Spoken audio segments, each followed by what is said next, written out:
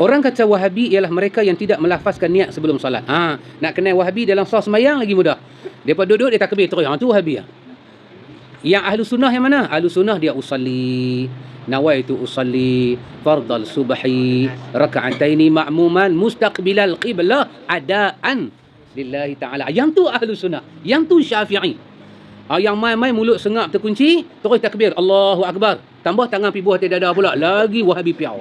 Bismillahirrahmanirrahim. Baik, yang ke-17, mereka kaitkan Wahabi itu apa dia? Wahabi itu dengan amalan melafazkan niat usalli. Orang kata Wahabi ialah mereka yang tidak melafazkan niat sebelum salat. Nak kenal Wahabi dalam solat sembahyang lagi mudah. Depa duduk dia takbir terus. Tu Wahabi. Yang ahlu sunnah yang mana? Ahlu sunnah dia usalli, nawaitu usalli fardal subhi raka'ataini ma'muman mustaqbilal qiblah adaan lillahi ta'ala. Yang tu ahlu sunnah. Yang tu Syafi'i. Yang main-main mulut sengap terkunci, terus takbir Allahu Akbar. Tambah tangan pi buah dada pula. Lagi Wahabi piau. Ini adalah tuduhan. Apa hujah kita? Mari kita tengok.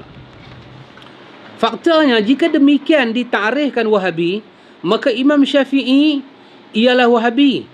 Kerana beliau tidak pernah mengajar amalan usalli ni. Demikian juga para ulama Syafi'iyah selain beliau, ialah semua akan jadi Wahabi.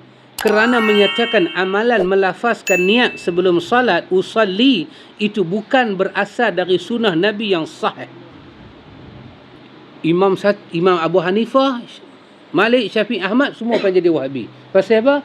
Dalam buku mereka tidak menyebut perkataan usalli. Tak ada. Jangan bohong, tak ada. Tengok hujah dia. Imam Nawawi berkata dalam kitab dia Al-Majmu'. Ini kitab besar, kitab Majmu'. Kata dia, qala ashabuna ghalata hadzal qail wa laysa al-muradu asy-Syafi'i bin natqu fi salati hadza bal muraduhu at-takbir. Ini teks Majmu'. Kata Imam Nawawi, pendapat menyatakan sunat melafazkan niat adalah kesilapan. Ghalata hadzal qail. Qail ini pandangan sebahagian orang menyatakan bila kita nak salat sunat kata usalli. Bila nak wudu nawaitu rafa'al hadasi. Bila nak puasa nawaitu saum maghdin. Bila nak salat usalli. Yang kata macam ni kena buat, kata Nawawi, dari segi pandangan mazhab mereka tersilap. Ghalata hadzal qail. Pandangan ini pandangan yang silap. Kenapa? Dia kata walaisal muradu Syafi'i. Bukan maksud Syafi'i macam tu. Bukan maksud Syafi'i macam tu. Sebenarnya kata-kata Imam Syafi'i menyebut ialah lafaz takbiratul ihram, bukan usalli. Kenapa mereka tersalah begini, ikhwan?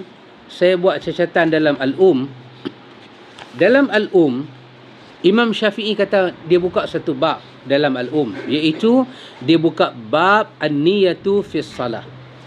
Bab niat dalam sembahyang. Ini dalam dia sebut. Dia kata wa niyatu la taqumu maqam takbir.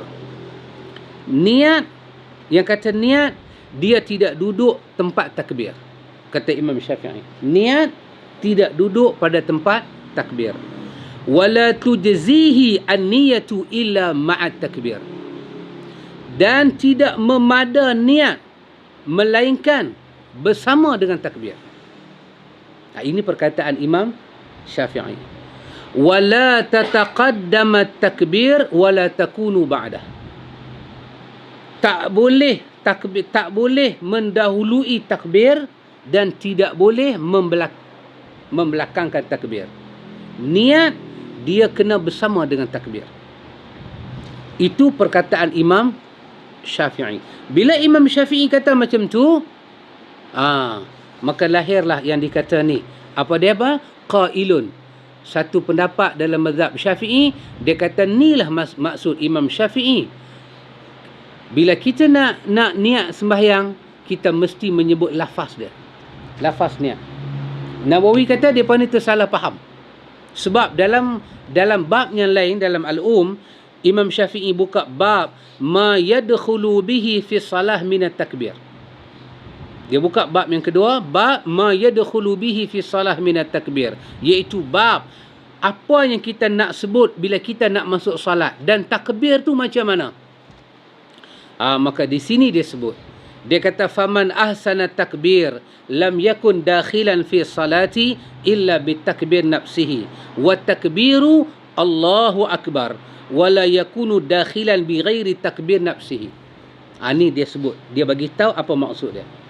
Dia kata bagi orang yang pandai takbir, walaupun dia pandai takbir, dia sebut apa pun, dia tidak dianggap salat, dia tidak dianggap takbir.